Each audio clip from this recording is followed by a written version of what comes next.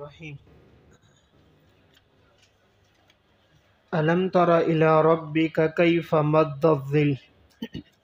دلیل عقلی نمبر 6، کیا آپ نے نہیں دیکھا اپنے رب کی طرف کہ کس طرح تیرے رب نے پھیلا دیا ہے سائے کو، کس طرح تیرے رب نے پھیلا دیا ہے سائے کو۔ وَلَوْ شَاءَ لَجَعَلَهُ سَاكِنًا، اگر اللہ تعالیٰ چاہتا تو البتہ وہ کر دیتا اس کو ایک حالت پر، ساکنہ ایک حالت پر۔ ثُمَّ جَعَلْنَا الشَّمْسَ عَلَيْهِ دَلِيلًا، اور پھر ہم نے سورج کو بنایا اس پر ایک علامت، ہم نے سورج کو بنایا اس پر ایک علامت۔ ثُمَّ قَبَضْنَاهُ إِلَيْنَا قَبْضًا يَسِيرًا، اور پھر ہم سمیٹ لیتے ہیں اسے اپنی طرف تھوڑا تھوڑا سمیٹنا، پھر ہم سمیٹ لیتے ہیں اسے اپنی طرف تھوڑا تھوڑا سمیٹنا۔ اس آیت دو آیات میں اللہ رب العزت نے یہ ارشاد فرمایا کہ کیا تم لوگ دیکھتے نہیں ہو ہم کس طرح سائے کو پھیلاتے ہیں اور ہم سائے کو ایک حالت پہ کر دیتے ہیں۔ اللہ رب العزت سائے کو پھیلا رہا ہے، صبح ہوتی ہے جب سورج نکلتا ہے، پھر سورج جس طرح اوپر چڑھتا جاتا ہے انسان کا سایہ پھیلتا جاتا ہے، اور جب غروب ہونے لگتا ہے پھر سایہ سمٹتا جاتا ہے، تو اللہ سائے کو بڑھاتا بھی ہے اور سائے کو گھٹاتا بھی ہے۔ فرمایا اگر اللہ چاہتا تو لجعلہ ساکنہ، اسے ایک حالت پہ کر دیتا۔ اللہ چاہتا تو نہ سایہ بڑھتا اور نہ سایہ گھٹتا، لیکن اللہ رب العزت کی حکمت ہے کہ اللہ نے سائے کو بڑھایا اور سائے کو گھٹایا۔ اور اسی طرح سائے کی نعمت کو اللہ نے پیدا کیا، اللہ کی نعمت ہے۔ اور اسی طرح ہم نے سورج کو اس پر دلیل بنا دیا۔ سورج کا طلوع ہوتا ہے پھر سایہ ہوتا ہے، سورج اگر طلوع نہ ہو غروب نہ ہو تو پھر یہ اس پر علامت نہیں بن سکتی۔ اور اسی طرح ہم سمیٹ لیتے ہیں اس کو تھوڑا تھوڑا کر کے، آہستہ آہستہ، یعنی یہ سایہ آہستہ آہستہ کم ہوتا جاتا ہے، پہلے بڑھتا جاتا ہے بڑھتا جاتا ہے، سایہ بہت طویل ہوتا ہے، پھر ہم اس کو سمیٹتے ہیں تو تھوڑا تھوڑا کر کے ہم بالکل سائے کو ختم کر دیتے ہیں، اور جب غروب ہوتا ہے تو سایہ بالکل ختم ہو جاتا ہے۔ وَهُوَ الَّذِي جَعَلَ لَكُمُ اللَّيْلَ، دلیل عقلی نمبر 7، وَهُوَ کے نیچے لفظ اللہ، اور وہ اللہ وہ ہے جس نے بنایا تمہارے لیے رات کو لباس، وَالنَّوْمَ سُبَاتًا، اور بنایا تمہارے لیے نیند کو آرام کا ذریعہ، رات کو تمہارے لیے لباس بنایا اور نیند کو آرام کا ذریعہ بنایا۔ وَجَعَلَ النَّهَارَ نُشُورًا، اور بنایا دن کو اللہ نے اٹھ کھڑے ہونے کا ذریعہ، اٹھ کھڑے ہونے کا ذریعہ، اٹھنے کا ذریعہ۔ تو یہاں تین نعمتوں کا تذکرہ ہے۔ پہلی نعمت رات کو لباس بنایا، تو یہاں رات کو لباس سے تشبیہ دی ہے، جس طرح لباس سے جسم ڈھک جاتا ہے، رات کے اندھیرے سے ساری چیزیں ڈھک جاتی، اور رات کے اندھیرے میں انسان پرسکون نیند کر سکتا ہے، اور ہم نے تمہارے لیے آرام کا ذریعہ نیند کو بنایا۔ تو دیکھیں نیند اللہ کی طرف سے بہت بڑی نعمت ہے، اگر نہ آئے تو انسان بہت بے چین بے قرار ہو جاتا ہے، اور پھر مزاج میں سختی ہوتی ہے، الجھتا ہے، جھگڑے کرتا ہے۔ تو بغیر کھائے پیے تو آدمی رہ جاتا ہے، بغیر نیند کیے وقت گزارنا بہت مشکل ہوتا ہے۔ اور اسی طرح ہم نے دن کو اٹھ کھڑے ہونے کا ذریعہ بنایا، کمائی کا ذریعہ بنایا، کہ دن کی روشنی ہوتی ہے انسان کی آنکھ کھلتی ہے، اور سورج کی روشنی میں وہ اپنے ذریعہ معاش کو تلاش کرتا ہے۔ وَهُوَ الَّذِي أَرْسَلَ الرِّيَاحَ، دلیل عقلی نمبر 8، اور اللہ وہ ہے کہ جو چلاتا ہے ہواؤں کو، بشراً خوشخبریاں دینے والا، بین یدی رحمتہ، جو اللہ کی رحمت بارش سے پہلے چلتی ہیں، بین یدی پہلے، جو اللہ کی رحمت بارش سے پہلے جو تیز ہوائیں ہیں، اللہ تعالیٰ یہ خوشخبری دینے والی ہواؤں کو چلاتا ہے، تو پتہ چل جاتا ہے کہ اب بارش ہونے والی ہے، بادل آ جاتے ہیں، موسم ذرا ٹھنڈا ہو جاتا ہے اور ٹھنڈی ہوائیں چلنے لگتی ہیں، تو انسان سمجھ جاتا ہے باران رحمت کا وقت قریب ہے۔ وَأَنزَلْنَا مِنَ السَّمَاءِ مَاءً طَهُورًا، اور ہم نے آسمان سے تمہارے لیے پانی اتارا پاک کرنے والا، پاک کرنے والا کہ وہ پانی پاک بھی ہے اور جو اس سے وضو اور طہارت حاصل کرے وہ پاک کرنے والا بھی ہے۔ لِنُحْيِيَ بِهِ بَلْدَةً مَيْتًا، تاکہ ہم اس کے سبب سے، اصل معنی تو زندہ کرنا ہے، مراد یہاں آباد کرنا ہے، تاکہ ہم آباد کریں اس پانی کے ذریعے سے مردہ شہر کو، مردہ شہر کو ہم آباد کریں۔ وَنُسْقِيَهُ مِمَّا خَلَقْنَا، اور ہم پلائیں بریکٹ میں سیراب کریں جو ہم نے پیدا کیے چوپائے، وَأَنَاسِيَّ كَثِيرًا، اور بہت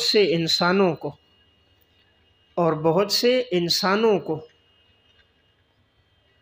تاکہ اس پانی کے ذریعے سے ہم بنجر زمین کو آباد کریں اور ہم پلائیں یعنی سیراب کریں بہت سارے چوپایوں کو اور بہت سے انسانوں کو۔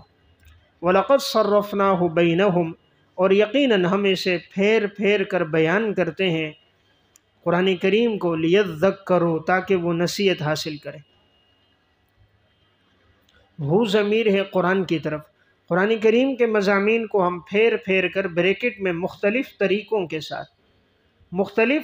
کے ساتھ ہم بیان کرتے ہیں تاکہ وہ نصیحت حاصل کریں۔ مختلف طریقے ہیں قرآن کریم میں، کبھی ترغیب، کبھی ترہیب، کبھی جنت، کبھی جہنم، کبھی نیکوکاروں کا تذکرہ، کبھی گناہگاروں کا ذکر، اور کبھی بشارتیں ہیں تو کبھی وعیدیں ہیں، اور کبھی مثالیں ہیں، کبھی پچھلے لوگوں کے واقعات ہیں۔ تو یہ مختلف طریقے سے اللہ رب العزت نے ان مضامین کو بیان فرمایا۔ فَأَبَى أَكْثَرُ النَّاسِ إِلَّا كُفُورًا، پھر بھی انکار کیا اکثر لوگوں نے مگر کفر کرنے سے انکار نہیں کیا۔ فَأَبَى أَكْثَرُ النَّاسِ، پھر بھی انکار کیا اکثر لوگوں نے مگر کفر کرنے سے انکار نہیں کیا، یعنی اتنی نعمتیں اللہ رب العزت کی اور قرآن کریم کا اتنا عمدہ اسلوب سن کر بھی ایمان نہیں لایا، پھر بھی اکثر لوگوں نے انکار کیا۔ تو ترجمہ، فَأَبَى أَكْثَرُ النَّاسِ، پھر بھی انکار کیا اکثر لوگوں نے، إِلَّا كُفُورًا، مگر کفر کرنے سے انکار نہیں کیا، یعنی کفر کرتے رہے، باقی نعمتوں سے انکار کیا، باقی اللہ کو ماننے سے، توحید سے تو انکار کر دیا لیکن کفر سے باز نہیں آئے۔ وَلَوْ شِئْنَا لَبَعَثْنَا، تسلی رسول، اگر ہم چاہتے تو البتہ ہم بھیجتے، فی کل قریۃ نذیرا، ہر بستی میں ایک ڈرانے والا،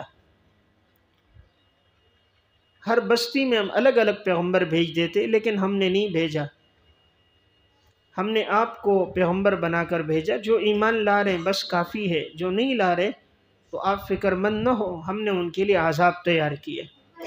فَلَا تُطِعِ الْكَافِرِينَ، فریضہ رسول، آپ اطاعت نہ کیجئے کافروں کی، وَجَاهِدْهُمْ بِهِ جِهَادًا كَبِيرًا، اور آپ ان سے مقابلہ کیجئے، بِهِ، اس قرآن کے ذریعے سے، جہادًا کبیرہ، زوردار مقابلہ ان سے کیجئے، اس قرآن کریم کے ذریعے آپ ان کے ساتھ مقابلہ کیجئے جو بڑا زوردار مقابلہ ہو۔ تو چونکہ سورہ فرقان مکی صورت ہے، جہاد کے احکامات مدینہ میں آئے ہیں، اس وجہ سے بعض مفسرین کی رائے یہ ہے کہ یہاں جاہدہم، وہ جو اصطلاحی جہاد ہے وہ مراد نہیں ہے، بلکہ مراد مقابلہ کرنا ہے، کہ مکی زندگی میں چونکہ جہاد کے احکامات نہیں آئے تھے، مدینہ میں آئے ہیں اور یہ صورت مکی ہے، اس لیے آیت کا معنی پھر یہ ہے وَجَاهِدْهُمْ، ان کے ساتھ مقابلہ کرو، بِهِ، اس قرآن کے ذریعے سے، زوردار مقابلہ، یعنی ان کے ساتھ بات کرنی ہو، بحث کرنی ہو، دلائل دینے ہوں، قرآن کے ذریعے دلیل دو اور ان کو جوابات دو اور ترغیب کا پہلو اختیار کرو۔ اور بعض کی رائے یہ کہ نہیں، جہاد سے مراد جہاد ہی ہے، لیکن یہاں اجمالی طور پر حکم آیا اور تفصیلات مدینہ میں آئی۔ اجمالی حکم یہاں آ گیا اور تفصیلی احکامات مدینہ میں آئے۔ یہ اس طرح ہے جیسے زکوٰۃ کے لیے تفصیلاً احکامات تو آئے ہیں مدینہ میں، لیکن زکوٰۃ کا اجمالی طور پر تذکرہ مکی صورتوں میں بھی ملتا ہے، خاص طور پر سورہ مزمل۔ اب سورہ مزمل جو ہے وہ مکی صورتوں میں سے ہے اور ابتدائی نازل ہونے والی صورتوں میں سے ہے، لیکن اللہ تعالیٰ نے اس میں نماز کے ساتھ زکوٰۃ کا تذکرہ کیا ہے۔ وَأَقِيمُوا الصَّلَاةَ وَآتُوا الزَّكَاةَ وَأَقْرِضُوا اللَّهَ قَرْضًا حَسَنًا، تو وہاں بھی زکوٰۃ ہے لیکن اس سے اجمالی مراد ہے، وہاں تفصیلاً ہے۔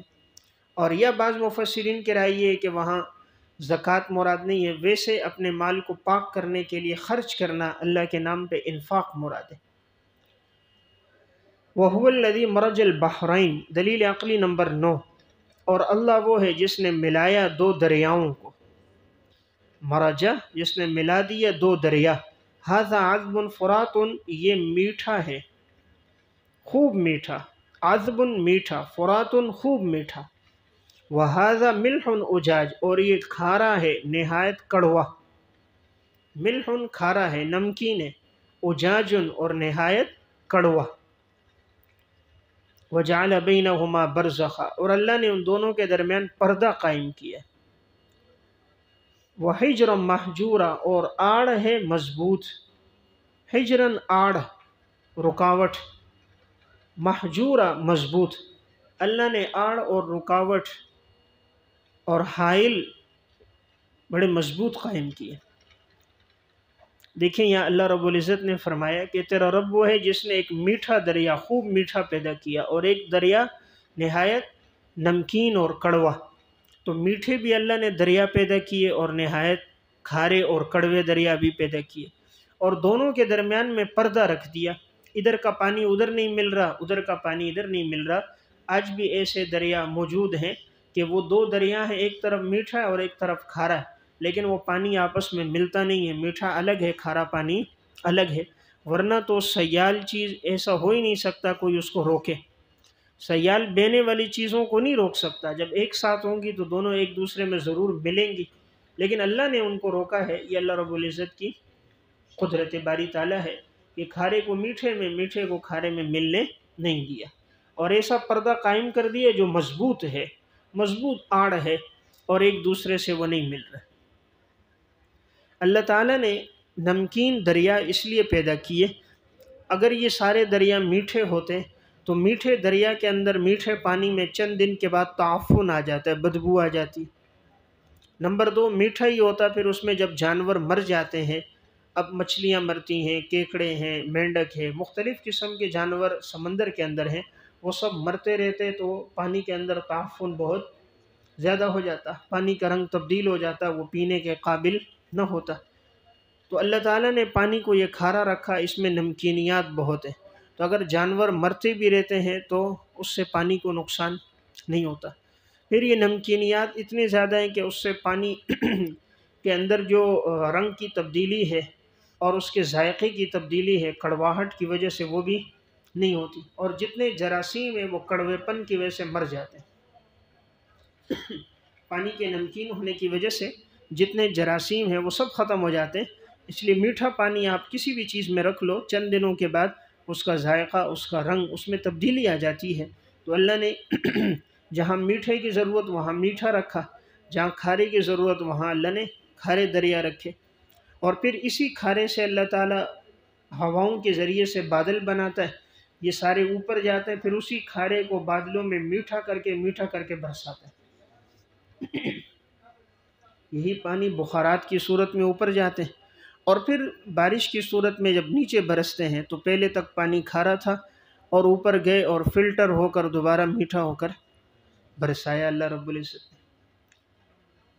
وَهُوَ الَّذِي خَلَقَ مِنَ الْمَاءِ بَشَرًا، دلیل عقلی نمبر 10، اور اللہ وہ ہے جس نے پیدا کیا پانی سے انسان، پانی سے نیچے لکھے منی سے، اللہ تعالیٰ نے منی کے قطرے سے انسان کو پیدا کیا، فَجَعَلَهُ نَصَبًا وَصِهْرًا، اور اللہ نے انسان کے لیے نسب کو بنایا اور سسرال کا رشتہ بنایا، صہرا سسرال، وَكَانَ رَبُّكَ قَدِيرًا، اور تیرا رب تو بڑی قدرت والا ہے، بڑی طاقت والا ہے۔ اللہ تعالیٰ نے یہاں اپنی دو نعمتوں کا ذکر فرمایا۔ پہلی نعمت کیا ہے کہ ہم نے پانی کے قطرے سے خوبصورت انسان بنایا۔ دنیا میں آج تک کوئی ایسا انسان نہیں جو پانی سے ایسی حسین چیز کو بنائے۔ پانی پر کوئی نقشہ بنا ہی نہیں سکتا، اور اللہ نے ایسے خوبصورت انسان کا نقشہ پانی پر بنایا اور اس سے پیدا کیا۔ اور پھر فرمایا ہم نے تمہارے نسب کو محفوظ کیا۔ اب چونکہ ازدواجی زندگی ہوتی ہے، نکاح ہوتا ہے، نکاح کی وجہ سے نسب کی نعمت ملی۔ اب معلوم ہے کہ یہ والد ہے، یہ والدہ ہے، یہ ماموں ہے، چچا ہے، خالہ ہے، خالو ہے، یہ سب نسب ہے نا۔ لیکن انگریز کے پاس یہ نعمت نہیں، چونکہ وہاں تو معاذ اللہ نکاح نہیں ہے، کبھی ایک کے ساتھ منہ کالا کیا، کبھی دوسرے کے ساتھ، کبھی تیسرے کے ساتھ، تو اب وہ جو بچہ پیدا ہوتا ہے اس کو پتہ ہی نہیں ہے اس کا باپ کون ہے۔ تو باپ نہیں ہے، جب باپ نہیں ہے تو چچا نہیں ہے، تایا نہیں ہے، پھوپھی نہیں ہے، تو اب ماں تو ہے۔ تو اب یہ ماں جو ہے وہ بھی صرف اتنا پتہ ہے کہ یہ ماں ہے۔ اب ماں کے رشتے سے جو رشتے ہیں وہ بھی نہیں ہوتے، ان میں بھی حقیقی محبت نہیں ہوتی ہے، اس لیے وہاں کی زندگی تاریک ہے، پرسکون نہیں ہے۔ اور یہ اللہ نے نعمت دی ہے مسلمانوں کو، نسب کے رشتے میں باپ کی طرف منسوب ہے، باپ کا علم ہے۔ پھر دوسری بڑی نعمت دی صحرا، سسرال بڑی نعمت ہے۔ اللہ نے نعمتوں میں ذکر فرمایا، وہاں سسرال نہیں، انگریز کے ہاں سسرال نہیں، وہاں تو بوائے فرینڈ اور گرل فرینڈ یہ کلچر ہے، بھائی جو یہ لڑکے کا دوست ہے یہ لڑکی کا دوست ہے، تو بس وہ دوست ہے، ایک اپنی شہوت پوری کی اور اس کو استعمال کر کے ضائع کر دیا، پھینک دیا جیسے ٹیشو پیپر ہے۔ لیکن یہاں ایک سسرال کی نعمت ہے، اور اسلام نے اس کو ایک وقعت دی کہ بھئی ساس بمنزل ماں ہے، سسر بمنزل باپ کے ہے، اور اس کو ایک ادب اور احترام کا درجہ دیا، اور اس طرح ایک اور نئے خاندان کے ساتھ اس کو جوڑا، تو اس کے خاندان میں اضافہ ہوا، جو اس کے لیے معاش میں اور اسی طرح دیگر معاملات میں اس کے لیے معاون بنے، خوشی اور غم میں ان کے ساتھ شریک ہوئے۔ تو اسلام نے یہ ایک بڑی نعمت دی۔ وَيَعْبُدُونَ مِن دُونِ اللَّهِ مَا لَا يَنفَعُهُمْ زَجَرٌ، اور وہ عبادت کرتے ہیں اللہ کے علاوہ جو نہ نفع پہنچا سکتے نہ نقصان، یعنی یہ اصنام اور یہ بت تو ان کو کوئی نفع نقصان نہیں دے سکتے۔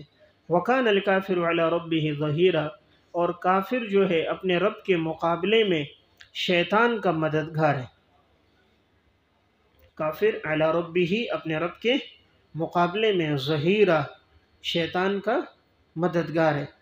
یعنی کافر آدمی اپنے رب کی پیروی نہیں کرتا، اللہ کے احکامات کو نہیں مانتا، شیطان کی مدد کرتا ہے۔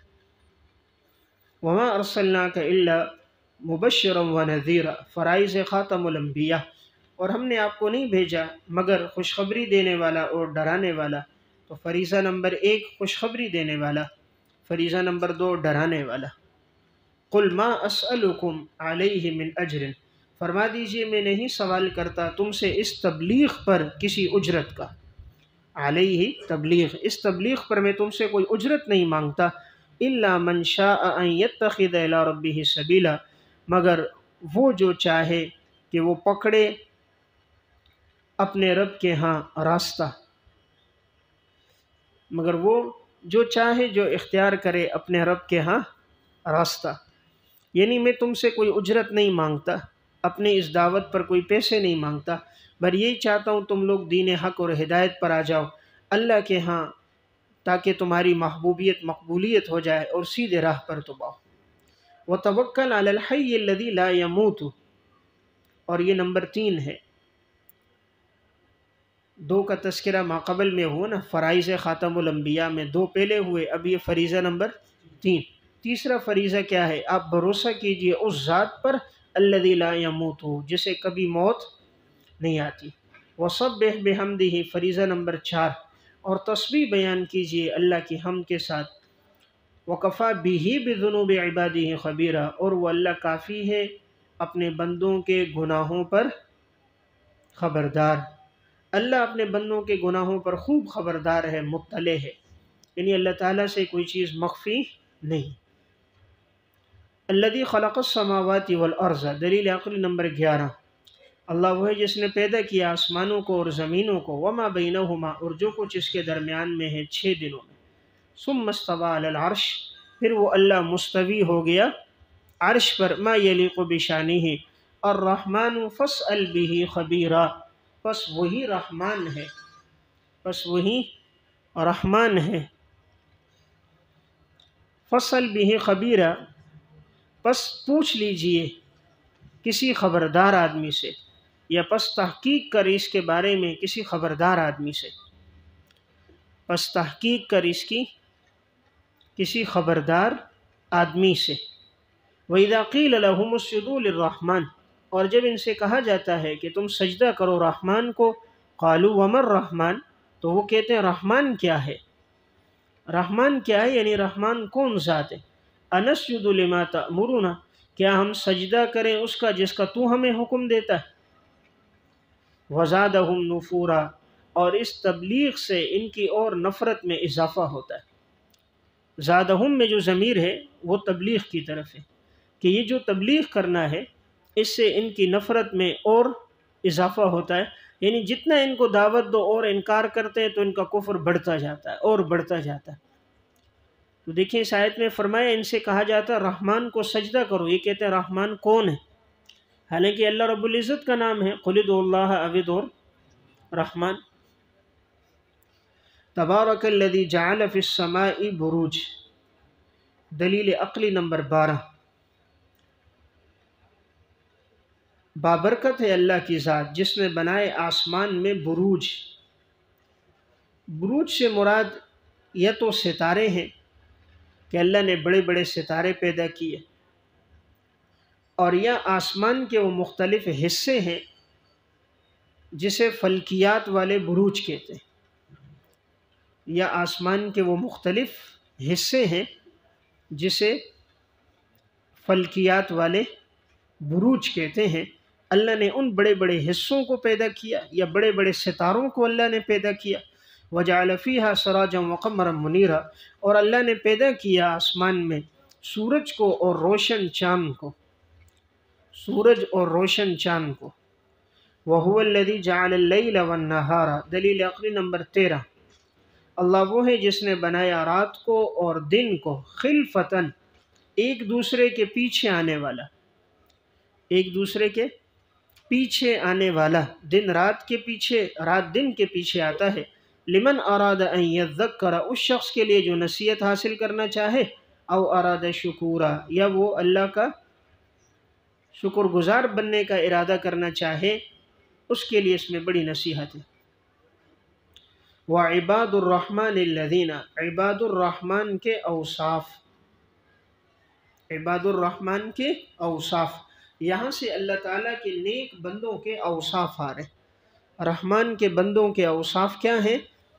الذین یمشون علی الارض ہونا، وصف نمبر 1، کہ جو چلتے ہیں زمین پر آہستگی سے، آہستگی سے، بریکٹ میں دبے پاؤں، دبے پاؤں آہستگی سے چلتے ہیں۔ وَإِذَا خَاطَبَهُمُ الْجَاهِلُونَ قَالُوا سَلَامًا، وصف نمبر 2، اور جب الجھتے ہیں ان سے جاہل لوگ تو وہ کہتے ہیں کہ السلام علیکم۔ جب جاہل لوگ ان سے الجھتے ہیں تو وہ کہتے ہیں تم پر سلامتی ہو، یعنی ان کے ساتھ جھگڑتے نہیں۔ تو اللہ کے نیک بندوں کا پہلا وصف کیا تھا؟ وہ زمین پہ چلتے ہیں عاجزی کے ساتھ۔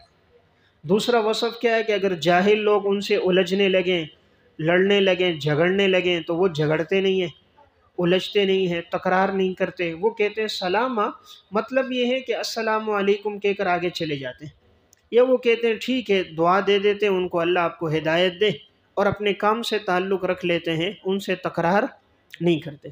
لیکن جاہل آدمی سے تکرار کا فائدہ نہیں، اس کی وجہ یہ ہے کہ آپ اس کو سمجھاتے رہو، وہ آپ کی بات مانے گا نہیں، اپنی بات پہ ڈٹا رہے گا، آپ کی بات تسلیم نہیں کرے گا، تو اور تکرار بڑھے گا، یا تو جھگڑا ہوگا، مجمع بڑھے گا، اپنی بے عزتی ہوگی۔ اس لیے بہتر ہے اس سے الجھنا نہیں چاہیے، بات کہہ دے سمجھ آ رہی ہے، ٹھیک ہے، نہیں ہے چلو ٹھیک ہے، السلام علیکم، چلے۔ والذین یبیتون لربہم، وصف نمبر 3، اور یہ وہ لوگ ہیں جو رات گزارتے ہیں اپنے رب کے سامنے، سجدا و قیاما، سجدے کی حالت میں اور قیام کی حالت میں، بڑا اہم وصف ہے۔ جو رات گزارتے ہیں اللہ کے ہاں سجدے کی حالت میں اور قیام کی حالت میں، یعنی تہجد گزاری۔ تہجد کا تذکرہ ہے، اللہ کے نیک بندے تہجد پڑھتے ہیں۔ اور سجدے کا ذکر پہلے کیا، چونکہ انسان سجدے میں اللہ کے بہت قریب ہوتا ہے۔ اقرب ما یکون العبد من ربہ وہو ساجد، انسان اللہ کے سب سے زیادہ قریب سجدے کی حالت میں ہے۔ اور اسی طرح قیام کی حالت میں، تو رات کی نماز میں چونکہ قیام طویل ہوتا ہے، تہجد میں انسان لمبا قیام کرتا ہے۔ نبی اکرم صلی اللہ علیہ وسلم کا قیام بھی بہت طویل ہوتا تھا، یہاں تک کہ آپ کے پاؤں مبارک پہ ورم آ جاتا۔ ام المومنین حضرت عائشہ رضی اللہ تعالیٰ عنہ فرماتی بھی کہ آپ کے تو اگلے پچھلے گناہ اللہ نے معاف کر دیے، پھر آپ کیوں اتنا طویل قیام فرماتے ہیں؟ تو آپ فرماتے تھے کہ بھئی کیا میں افلا اکون عبدا شکورا، کیا میں اللہ کا شکر گزار بندہ نہ بنوں؟ تو اس لیے رات کا قیام طویل ہو۔ والذین یقولون، وصف نمبر 4، اور یہ وہ لوگ ہیں جو اللہ سے دعا کرتے ہیں، ربنا اصرف عنا، اے اللہ پھیر دے ہم سے جہنم کا عذاب، اے اللہ پھیر دے ہم سے جہنم کا عذاب، ان عذابہا کان غراما، یقیناً جہنم کا عذاب تو چمٹنے والا ہے، چمٹنے والا ہے، یعنی جسم کے ساتھ چپکنے والا ہے، ہٹنے والا نہیں ہے۔ انہا ساءت مستقرا و مقاما، یقیناً وہ ٹھکانہ ہے بہت برا، مستقرن ٹھہرنے کی جگہ، و مقامن اور قیام کرنے کی جگہ۔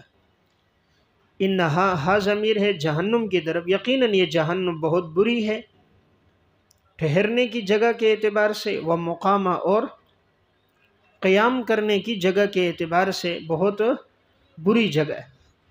دیکھیں انسان جو کہیں قیام کرتا ہے، دو طرح کا قیام ہوتا ہے، یا عارضی قیام ہوتا ہے اور یا طویل قیام ہوتا ہے، ہمیشہ کا قیام ہوتا ہے۔ تو جب آدمی کہیں سفر میں جاتا ہے تو وہاں جو وہ ٹھہرتا ہے وہ مقام عارضی قیام ہوتا ہے، کہ سفر میں گیا، علم حاصل کرنے گیا، تجارت کے لیے گیا، کسی کام کے لیے گیا، تو جب جہاں گیا وہاں 2 مہینے 4 مہینے ٹھہرے گا، تو یہ مقام عارضی ٹھہرنا۔ اور ایک ہوتا ہے مستقر، مستقل ٹھہرنا۔ مستقل جیسے جو آدمی جہاں کا رہائشی، اب آپ میں بعض سرحد کے ہیں، بعض پنجاب کے، تو جو جہاں کا رہائشی ہے وہ جگہ اس کے لیے مستقر ہے، مستقل وہاں رہائش ہے۔ اگر وہ کہیں علم کے لیے آیا ہے تو وہ اس کا عارضی ٹھکانہ ہے۔ تو یہ بتایا گیا جہنم چاہے وہ عارضی ٹھکانہ ہو یا مستقل ہو، ہر اعتبار سے بری ہے۔ یعنی بعض جگہیں ہوتی ہیں کہ یار چلو مستقل ٹھکانے کے قابل تو نہیں ہے لیکن عارضی طور پہ گزارا ہو جاتا ہے، لیکن جہنم میں نہ عارضی گزارا ہوتا ہے نہ دائمی اور مستقل گزارا ہوتا ہے۔ اور یہ نمبر 2، مستقرہ، یہ نیچے لکھیں کہ وہ مستقل اگر جو ٹھکانہ ہوگا، اگر مستقل ہمیشہ کے لیے ٹھکانہ ہو تو وہ کافروں کے لیے ہے، اور اگر وقتی ٹھکانہ ہو، عارضی قیام ہو، تو وہ گناہگاروں کے لیے۔ گناہگاروں کے لیے عارضی طور پر ہوگا، تھوڑا عرصہ رہیں گے، سزا بھگتنے کے بعد جنت میں چلے جائیں گے۔ کافر چونکہ مستقل رہیں گے، وہاں سے نہیں نکلیں گے، تو ان کے لیے وہ مستقل ٹھکانہ ہوگا۔ والذین اذا انفقوا، وصف نمبر 5، اور یہ وہ لوگ ہیں جو خرچ کرتے ہیں، لم یسرفوا ولم یقتروا، نہ بیجا خرچ کرتے ہیں، بیجا، اسراف نہیں کرتے، اسراف یعنی بیجا، فضول خرچی، نہ فضول خرچی کرتے ہیں، ولم یقتروا، اور نہ تنگی کرتے ہیں، نہ بیجا خرچ کرتے ہیں یعنی فضول خرچی بھی نہیں کرتے اور تنگی بھی نہیں کرتے۔ وکانا کے نیچے خرچ، اور ان کا یہ خرچ بین ذالک قوامہ، ان دونوں کے درمیان ہوتا ہے، ان کا یہ خرچ بین، ان دونوں کے درمیان ہوتا ہے، اعتدال کے ساتھ۔ یعنی ایمان والوں کا وصف ہے، نہ وہ فضول خرچ ہوتے ہیں، نہ بہت تنگی کرتے ہیں، بخیل ہوتے ہیں، نہ اسراف کرتے ہیں اور نہ بخیل ہوتے ہیں کہ بالکل خرچ نہ کریں، بلکہ ان کے درمیان معتدل انداز میں وہ خرچ کرتے ہیں۔ والذین لا یدعون مع اللہ، وصف نمبر 6، اور وہ نہیں پکارتے اللہ کے ساتھ کسی اور کو معبود، یعنی توحید پہ قائم رہتے ہیں۔ ولا یقتلون النفس التی، وصف نمبر 7، اور وہ نہیں قتل کرتے کسی نفس کو جس کو اللہ نے حرام کیا ہے مگر حق کے ساتھ۔ یعنی قتل سے اپنے آپ کو بچاتے ہیں، مگر حق کے ساتھ حق 3 صورتیں، الا بالحق میں 3 صورتیں، 3 صورتوں میں قتل جائز ہے، اس کے علاوہ میں جائز نہیں۔ پہلی صورت کہ اگر کوئی آدمی کسی کو قتل کرے تو قصاص میں اس کو قتل کیا جائے گا، یہ قتل جائز ہے۔ نمبر 2، کوئی شادی شدہ ہو اور زنا کرے اور گواہوں سے یا اقرار سے اس کے ثابت ہو جائے تو پھر اس کو قتل کیا جائے گا پتھر مار مار کے۔ اور یہ نمبر 3، کوئی شادی شدہ نہیں، نمبر 3 کوئی مرتد ہو جائے، مسلمان ہو معاذ اللہ مرتد ہو جائے تو 3 دن اسے مہلت دی جائے گی، اس کے بعد اس کو قتل کیا جائے گا۔ تو یہ 3 صورتیں ہیں اجازت کی، الا بالحق، اس کے علاوہ کسی انسان کا قتل جائز نہیں۔ ولا یزنون، نمبر 8، اور وہ زنا نہیں کرتے۔ ایمان والوں کا وصف کیا ہے کہ وہ زنا نہیں کرتے۔ وَمَن يَفْعَلْ ذَلِكَ يَلْقَ أَثَامًا، اور جو بھی یہ کرے گا تو وہ پائے گا اپنے گناہ کی سزا کو۔ جو بھی ان گناہوں کا ارتکاب کرے گا تو یلقا، پائے گا وہ، اسامہ، اپنے گناہ کی سزا۔ یضاعف لہ العذاب، اور دگنا کر کے دی جائے گا اسے عذاب، دگنا، کئی گنا، دگنا کر کے اسے دیا جائے گا عذاب قیامت کے دن۔ وَيَخْلُدْ فِيهِ مُهَانًا، اور وہ رہے گا اس میں ہمیشہ ذلیل ہو کر، مہانہ، ذلیل ہو کر، یعنی اگر وہ اپنے گناہوں سے توبہ نہیں کرتا اور انہی میں اپنی زندگی گناہوں میں گزارتا ہے، شرک اور کفر میں رہتا ہے، تو اس کے لیے دگنا عذاب ہوگا، مسلسل عذاب ہوگا، اس میں کوئی کمی نہیں ہوگی۔ الا من تاب، مگر وہ شخص کے جو توبہ کرے، توبہ کے نیچے من الشرک، مگر وہ جو شرک سے توبہ کرے، وآمن، اور ایمان لے کر آئے، وعمل عملا صالحا، اور نیک اعمال کرے، فاولئک یبدل اللہ سیئاتہم، تو اللہ تعالیٰ ان کی برائیوں کو تبدیل کر دے گا نیکیوں میں، اور اللہ تعالیٰ تو بخشنے والا اور رحم کرنے والا ہے۔ ومن تاب وعمل صالحا، اور جو توبہ کرے، توبہ کے نیچے عن المعصیت، عن المعصیت، اور جو گناہ سے توبہ کرے اور نیک اعمال کرے، فإنہ یتوب الی اللہ متابا، یقیناً وہ رجوع کرتا ہے اللہ کی طرف، رجوع کرنا، وہ اللہ کی طرف رجوع کرتا ہے۔ دیکھیں پہلی والی آیت میں تذکرہ ہے کفار اور مشرکین کا، کہ مشرکین اور کفار میں سے جو توبہ کریں اور نیک اعمال کریں تو اللہ تعالیٰ ان کی برائیوں کو تبدیل کر دے گا نیکیوں میں۔ اس کا مطلب یہ ہے کہ جو آدمی مشرک ہوتا ہے جب وہ ایمان لے آتا ہے نا تو اس کے پچھلے سارے گناہ معاف ہو جاتے ہیں، الاسلام یہدم ما کان قبلہ، سارے گناہ معاف ہو گئے، تو اب وہ جو اس کے نامہ اعمال میں جو برائیاں تھیں وہ ساری مٹ گئی، اب اس کا نامہ اعمال بالکل صاف ہو گیا۔ اب وہ جتنے نیک اعمال کرتا ہے تو وہی نامہ اعمال جس میں پہلے برائیاں لکھی جا رہی تھی اب اس میں لکھی جا رہی ہیں نیکیاں۔ تو ایک تشریح یہ ہے کہ اللہ برائیوں کو تبدیل کر دیتا ہے نیکیوں میں، اس کا مطلب یہ ہے کہ جب وہ اسلام لاتا ہے تو اس کے سابقہ گناہ معاف ہو جاتے ہیں، اب اس کا نامہ اعمال صاف ہو جاتا ہے، تو اب وہ جب نیک اعمال کرتے ہیں تو وہاں جب لکھے جاتے ہیں کہ پہلے وہی نامہ اعمال جس میں برائیاں لکھی جاتی تھیں اب اسی نامہ اعمال میں نیکیاں لکھی جا رہی ہیں، تو اللہ نے اس کو تبدیل کر دیا نیکیوں کے ساتھ۔ دوسری اس کی تشریح یہ ہے کہ انسان نے جو زندگی میں گناہ کیے لیکن اگر وہ صدق دل سے توبہ کر دیتا ہے تو اللہ اس کے سارے گناہوں کو معاف کر دیتا ہے، اور اللہ تعالیٰ تو بڑے فضل والا ہے، گناہوں کو بھی نیکیوں میں بدل دیتا ہے۔ تو جتنے صدق دل سے توبہ ہوتی ہے اتنے ثمرات زیادہ ملتے ہیں، تو اگر سچی توبہ ہو اللہ پچھلے گناہ بھی معاف کر دیتا ہے اور ساتھ ساتھ گناہوں کی جگہ اس کو نیکیاں بھی عطا کر دیتا ہے۔ تو بعض صرف توبہ کر لیتے ہیں، پچھلے گناہ معاف ہو جاتے ہیں، پھر گناہ کر لیتے ہیں، لیکن جو واقعی گناہ سے بچ کے زندگی گزارتا ہے تو اللہ اس کے گناہوں کو نیکیوں میں تبدیل کر دیتا ہے۔ اور یہی جیسے میں نے بات عرض کر دی کہ اللہ تعالیٰ گناہوں کے مٹ جاتے ہیں تو اب اس کی لکھی جاتی ہیں نیکیاں، پہلی توجیہ میں نے عرض کی۔ اور یہ کہ اللہ برائیوں کو نیکیوں میں بدل دیتا ہے، مراد اس سے صغائر ہیں، صغائر جتنے ہوتے ہیں وہ بدل جاتے ہیں۔ کبائر تو توبہ سے معاف ہو گئے، سب ختم ہو گئے، جو صغیرہ گناہ اس نے کیے تھے اللہ نے ان صغائر کو بھی اس کی نیکیوں میں تبدیل کر دیا۔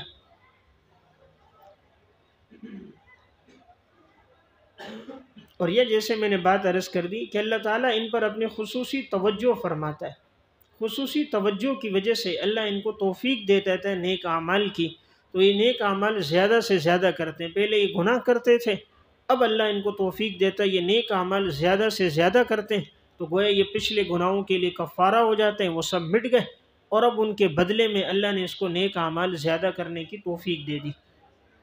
اور آگے ومن تاب، اس کا تعلق ہے عن المعصیت، چونکہ کفر کی بات تو پہلے آ گئی، اب جو توبہ کرے گناہوں سے، اسی لیے یہاں آگے آمنہ کا ذکر نہیں ہے۔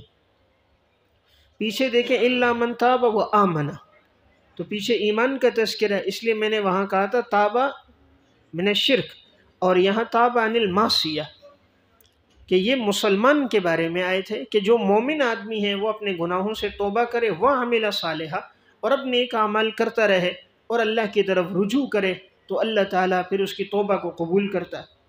والذین لا یشہدون الزور، نمبر 9، اور یہ وہ لوگ ہیں جو جھوٹی گواہی نہیں دیتے۔ وَإِذَا مَرُّوا بِاللَّغْوِ مَرُّوا كِرَامًا، نمبر 10، اور یہ گزر جاتے ہیں لغو کاموں کے پاس سے، گزرتے ہیں عزت اور وقار کے ساتھ، لغو کاموں کے پاس سے عزت اور وقار کے ساتھ گزر جاتے ہیں۔ یعنی اگر کوئی لغو لایانی کام ہو رہا ہے، کوئی ایسی مجلس لایانی کام کی منعقد ہے، یا معاذ اللہ کوئی بیہودہ مجلس ہے، فسق و فجور کی ہے، گانے کی ہے، تو وہاں سے یہ گزر جاتے ہیں، وہاں کھڑے نہیں ہوتے، ان کے ساتھ شریک نہیں ہوتے، ٹھہرتے نہیں ہیں۔ تو معلوم ہوا مومن آدمی نہ جھوٹی گواہی دیتا ہے، نہ بیہودہ مجلسوں میں شریک ہوتا ہے۔ اب بعض کہتے ہیں جی ہم نے تو خود تو نہیں کہ ہم تو وہاں کھڑے تھے، تو کھڑا بھی نہیں ہونا چاہیے۔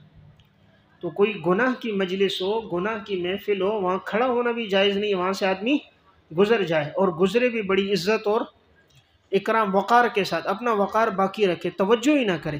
یہ نہیں کہ وہاں دیکھتا رہا گانے کی محفل 5 منٹ دیکھا، سیر ہو گیا، پھر جا رہا ہے، تو وہ نہیں، بلکہ دیکھا ہے فوراً اپنا رخ موڑا اور دوسری طرف بڑے وقار سے چل گیا، کوئی ذرا برابر توجہ نہیں کی۔ والذین اذا ذکروا بآیات ربہم، اور یہ وہ لوگ ہیں کہ جب انہیں نصیحت کی جاتی ہے اللہ کے احکامات کی، لم یخروا علیہا، تو نہیں یہ گر پڑتے ان پر، صم و عمیانا، بہرے اور اندھے ہو کر، بہرے اور اندھے ہو کر نہیں ان پر گر پڑتے۔ یعنی جب ان کو نصیحت کی جاتی ہے تو یہ لوگ بڑی توجہ سے سنتے ہیں، اس پر عمل کرتے ہیں، ایسا نہیں ہے کہ بس اندھے بہرے ہو کر گر پڑے اور اس پر غور و فکر نہ کیا ہو۔ یہ اصل میں منافقین کے اوپر طنز ہے، منافق لوگوں پر کیا ہے؟ ایک طنز ہے۔ اور اسی طرح یہ مومن لوگوں کی صفت بیان کی ہے، مومن جو ہے نا آیات کو سنتے ہیں توجہ سے، پھر اس پر عمل کرتے ہیں، پھر غور و فکر کرتے ہیں، پھر وہ سجدے کرتے ہیں، روتے ہیں۔ اور ساتھ یہ کفار کے اوپر بھی ایک طنز ہے، کفار جو تھے کوئی آیت اترتی ہے ایک منٹ اس پر اندھے اور بہرے ہو کر گر پڑتے اعتراض کے لیے، اعتراض کے لیے ایک دم گرتے، جیسے آدمی کسی چیز پہ گرتا ہے اس طرح وہ ایک دم کوئی آیت کوئی حکم اترتا تو ایک دم اس پر گر جاتے، متوجہ ہو جاتے، کوئی موقع ملے اعتراض کریں، ہمیں کوئی راستہ مل جائے اعتراض کریں اور مسلمانوں کو پریشان کریں۔ تو جیسے گونگا بہرا آدمی نا کوئی بھی چیز اس پہ پڑ جاتا ہے، اندھا آدمی ہے اس کو جو چیز رکھی ہاتھ مار رہا شروع ہو گیا، پتہ نہیں کیا پتھر ہے بریانی شروع ہے، یا بہرا آدمی ہے بس اس کو کوئی سمجھ نہیں آ رہی۔ تو جس طرح اندھا بہرا ہوتا ہے مسلمان اس طرح نہیں، مسلمان گویا وہ ہوش و حواس کے ساتھ فہم اور سمجھ کے بعد دین کی آیت کو سمجھ کر پھر عمل کرتا ہے، اپنی زندگی میں لاتا ہے، وہ منافقین اور کفار کی طرح نہیں۔ والذین یقولون، نمبر 11 تو ذکروا ہے نا، یہ 12، نمبر 12واں وصف کیا ہے کہ یہ وہ لوگ ہیں جو ہمیشہ اللہ سے دعا کرتے ہیں، اے اللہ تو ہمیں عطا کر دے بیویاں، وذریاتنا، اور ہمیں تو اولاد عطا کر، قرۃ اعین، جو ہماری آنکھوں کی ٹھنڈک بن جائیں، وجعلنا للمتقین اماما، اور اے اللہ تو ہمیں بنا دے پرہیزگاروں کا پیشوا۔ پرہیزگاروں کا پیشوا بنا دے۔ یہ بڑی اہم دعا ہے کہ انسان دعا کرے کہ اللہ اس کی بیوی اور بچوں کو آنکھوں کی ٹھنڈک بنائے، یعنی راحت کا ذریعہ بنائے۔ آنکھوں کی ٹھنڈک کنایا کس سے؟ راحت کا ذریعہ بنائے کہ اللہ اس کی اولاد کو نیک کرے۔ بیوی نیک ہو تو پھر انسان کو دلی اور قلبی سکون ملتا ہے۔ اب یہ جو دعا ہے نا کہ یا اللہ ہمیں نیکوکاروں کا، متقی لوگوں کا پیشوا بنا، یہ کوئی تکبر والی وہ نہیں ہے بات ہے، بلکہ یہ مطلب ہے یا اللہ تو میرے بیوی بچوں کو نیک کر۔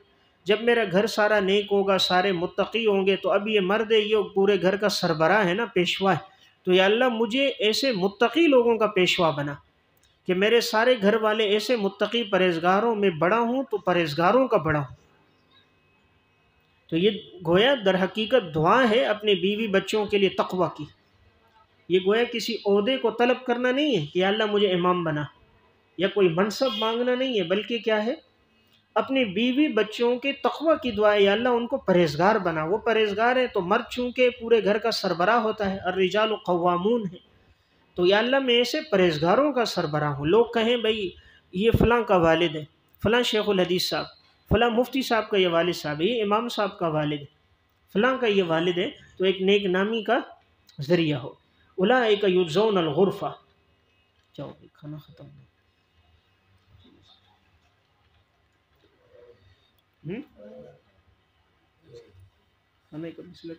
انجام اور بدلہ دیے جائیں گے یہ بالا خانوں کے ساتھ، بسبب اس کے کہ جو انہوں نے صبر کیا۔ وَيُلَقَّوْنَ فِيهَا، اور استقبال کیا جائے گا، استقبال کیا جائے گا فیہا ان بالا خانوں میں، تحیۃً و سلامت، دعا کے ساتھ اور سلام کے ساتھ۔